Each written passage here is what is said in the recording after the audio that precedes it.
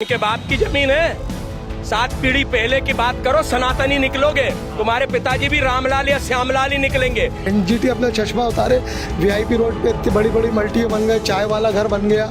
कैसे बन गया? देश का सुप्रीम प्रधानमंत्री है मोहन भागवत जी। अगर भोपाल की किसी मस्जिद पे अगर पैर भी रखा प्रशासन ने तो आर पार वाली स्थिति होगी।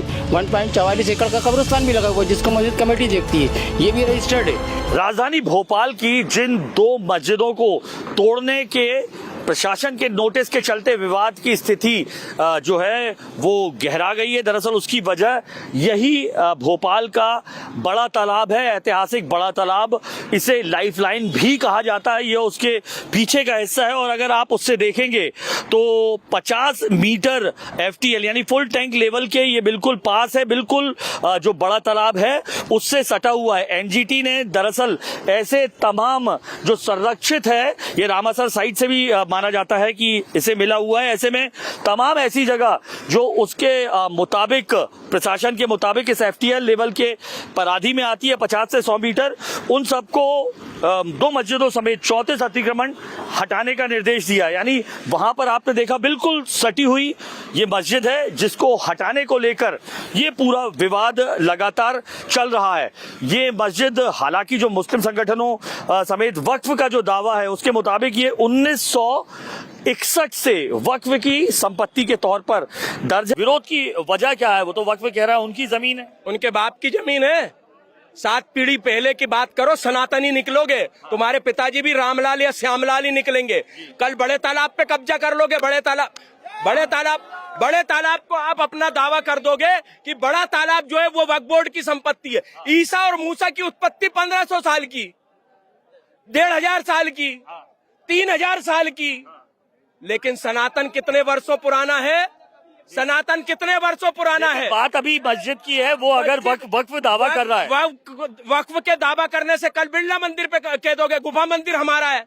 तुम्हारे बाप का कुछ नहीं है। 54 साल की मेरी आयु हो रही है, मेरे सामने उस मस्जिद का निर्माण प्रारंभ हुआ है और अतिक्रमण कर रहे हो। तालाब पानी के अंदर कैसे पैदा हो गए भगवान, ये तो बताइए।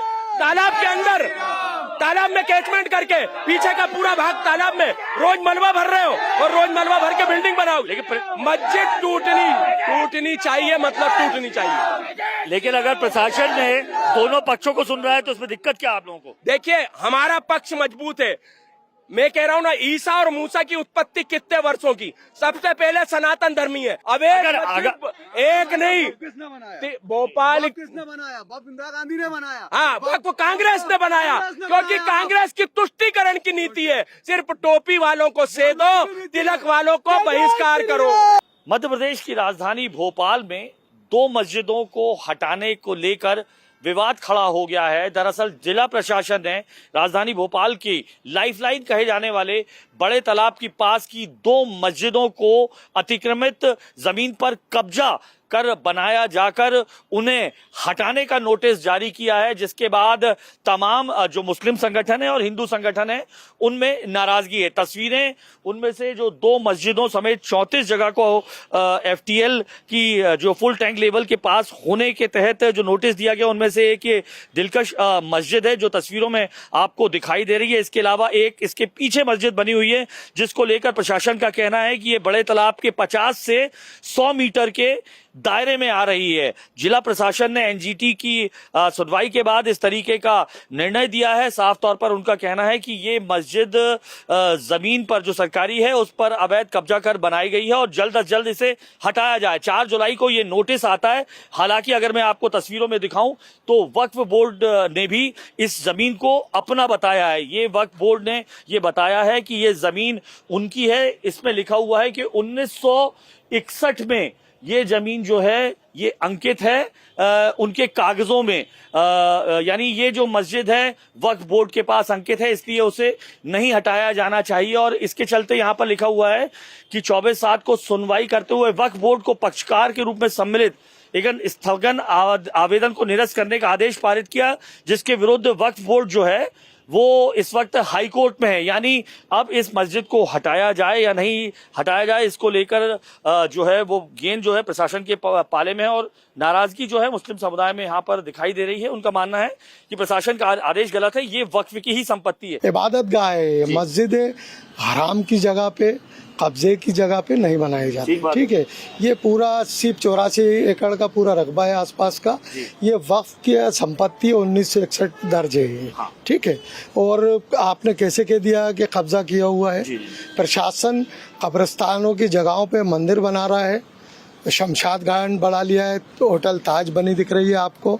सिर्फ एक होटल को फायदा पहुंचाने के लिए मुस्लिम प्रॉपर्टियों को खुर्द-बुर्द कर रहे हैं ये लोग, बाकी और कोई मामला नहीं। अगर एनजीटी जो चश्मा काला लगा के बैठा है, भैंसा खेड़ी पे 200 एकड़ ज़मीन एक अस्पताल को दे दी जाती है और जुर्माने के तौर पर पेड़ लगाने का हुक्म दे दिया जाए। एनजीटी अपना चश्मा उतारे, वीआईपी रोड पे इतनी बड़ी बड़ी मल्टियाँ बन गई, चाय वाला घर बन गया।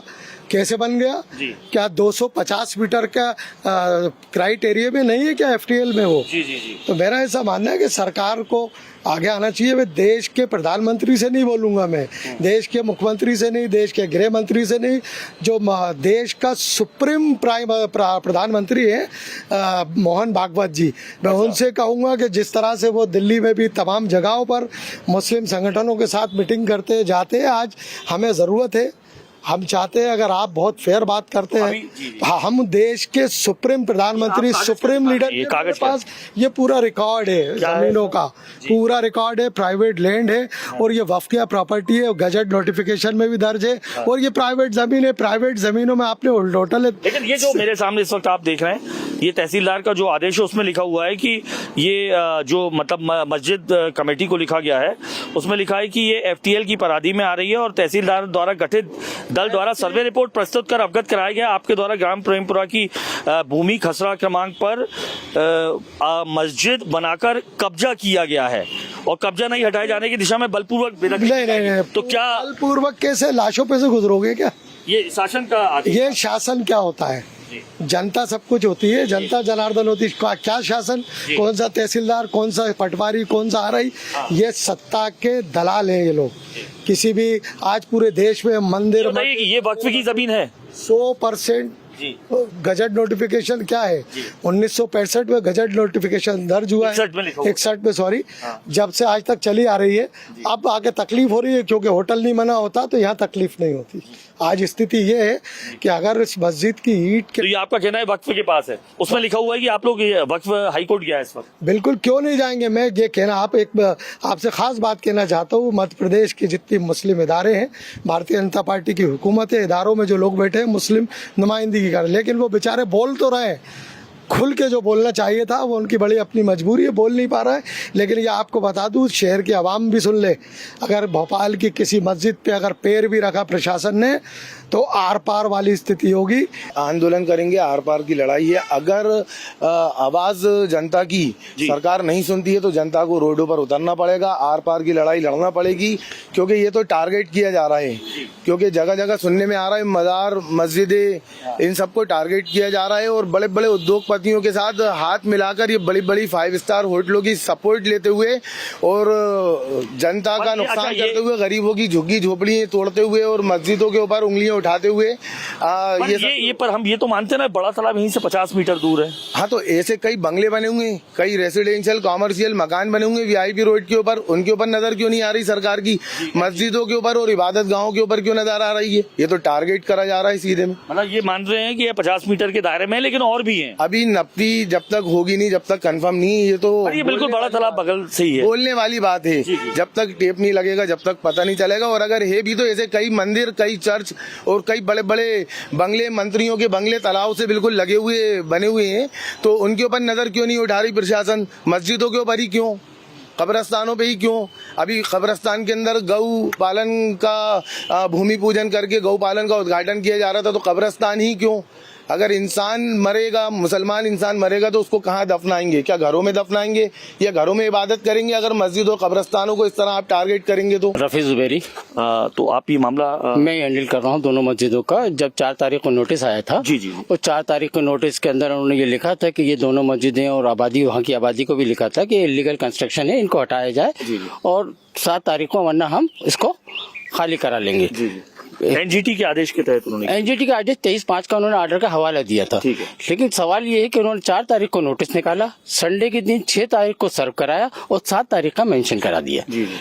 टाइम पिंग बहुत कम दिया था, लेकिन हमने सारा नोटिसों का जवाब तहसील में सबमिट किया और उनको हमने ये क्लियर करा कि ये संपत्ति जो है वक्फ की संपत्ति है, वो मस्जिद वक्फ में भी इंदराज है, ये भी वक्फ में संपत्ति इंदराज है, इसका पंजीयन है, गजट नोटिफिकेशन मस्जिद का है 1961 उसमें लिखा हुआ। और इसका तो पंजीयन है, रजिस्ट्रेशन है। अच्छा। रजिस्ट्रेशन है और उसका तो गजट नोटिफिकेशन भी है। हाँ। और साथ में आबादी की जगह पे 1937 से आबादी है वो। अच्छा। उस आबादी की भूमि पे भी वो एक जमीन है और उससे लगा हुआ 1.44 एकड़ का कब्रिस्तान भी। नोटिस में मैंने पढ़ा उन्होंने तो कहा सर्वे करके उन्होंने पाया है कि प्रशासन ने कैसा सर्वे किया। प्रशासन ने सर्वे किया, ये तो प्रशासन ही जवाब दे पाएगा, तहसीलदार कलेक्टर। तो सर्वे किस तरीके से किया और किस आधार पे किया ये तो बताइए। जब राजस्व रिकॉर्ड आप हमको बता रहे हैं उसमें भी आबादी है जी, और उसके अंदर भी 12 नंबर कैफियत के अंदर ये कैफियत में लिखा हुआ है कि ये मस्जिद है और यह कब्रिस्तान है।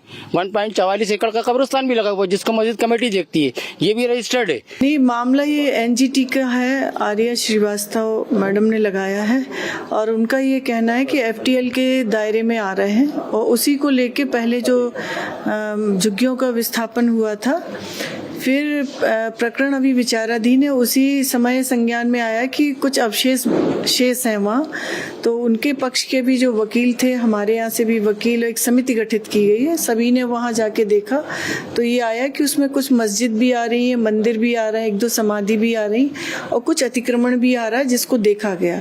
देखने के बाद जो अतिक्रमण था उसको नोटिस दिया गया। नोटिस देते ही वहाँ से वक्फ बोर्ड जो हमारा है वहाँ से एक पत्र आया कि आप पहले सुनने के बाद ही इसमें कार्रवाई की और संयोग बस स्ट्राइक चल रही है तो अभी हम लोग उसमें यथा स्थिति में है, क्योंकि पहले सुनेंगे, दस्तावेज देखेंगे, उसके बाद करेंगे। और एनजीटी में जो हम लोग को जवाब देना है कि जो बचा है शेष वो कब तक हटाएंगे और नेक्स्ट पेशी है 16 सितंबर, तो उस तक हमें काम करना है। सर, जिस तरीके का ये मामला सामने आया, सरकार क्या कर रही है, क्योंकि वक्फ का दावा है। देखिए, ये बात देखने को मिल रही है कि लैंड जिहाद के माध्यम से ये मस्जिदें और मज़ार बना दी जाती हैं और भोपाल की जो सबसे बड़ी खूबसूरती है या भोपाल की प्रकृति के द्वारा दिया हुआ जो सबसे खूबसूरत हमें तोहफा है वो हमारे तालाब हैं। पर तालाब पर इस तरह के अतिक्रमण करना, इस तरह की मस्जिद बना देना, और ये मामला एनजीटी ने बोला है क्योंकि ये मस्जिद का दायरा लगातार बढ़ाते जा रहे हैं, ये ठीक नहीं है। मुझे लगता है एनजीटी ने बोला है तो निश्चित रूप से कार्रवाई होगी, कार्रवाई होनी भी चाहिए। यदि इस तरह से हट धर्मिता दिखाई जाएगी तो यह सहन नहीं किया जाएगा। सर, गौकशी का मामला लगातार शिकायत बहुत गंभीर मामला है और जैसे ये मामला संज्ञान में आया था कार्रवाई की गई, जो दोषी है उनको पकड़ा गया है, परंतु हमें लगता है कि ये लंबा एक पूरी सीरीज है। तो मैंने भी कहा है कि जो लोग इसमें इन्वॉल्व हैं उनको पकड़ा जाए, उन पर रासुका लगाई जाए। तो वो डेयरी जिसमें ये तथाकथित कार्य हो रहा था वो एक कांग्रेसी नेता की है, हमने कहा है कि उसको भी देखा जाए और यदि वहां पर ऐसी कोई गतिविधि है तो उसको पूरी तरह से हटाया जाए। छल अचल संपत्ति भी इस तरह की जहां पर गैर कानूनी काम हो रहे हैं वो नहीं चलेगी, क्योंकि वो खुद भी गैर कानूनी जगह पर है और इस तरह से किसी को भी ये नहीं अलाउ किया जाएगा। गाय हमारी माता, हमारी पूजनीय, और यदि इस तरह की कोई गतिविधि करेगा तो वो कितना भी बड़ा आदमी हो, कैसा भी हो, उस पर कार्रवाई होगी, सख्त कार्रवाई होगी और ऐसी कार्रवाई होगी कि जो उदाहरण प्रस्तुत करेगी। अतिक्रमण भूमि पर अगर होगा तो हटाया जाएगा, 100% हटाया जाएगा। हमने बोला प्रशासन से देखा जाए और पता तो ये लगा है कि ये पूरी गैंग है, तो उसकी पता लगाकर उस पर कार्रवाई करने के निर्देश दिए।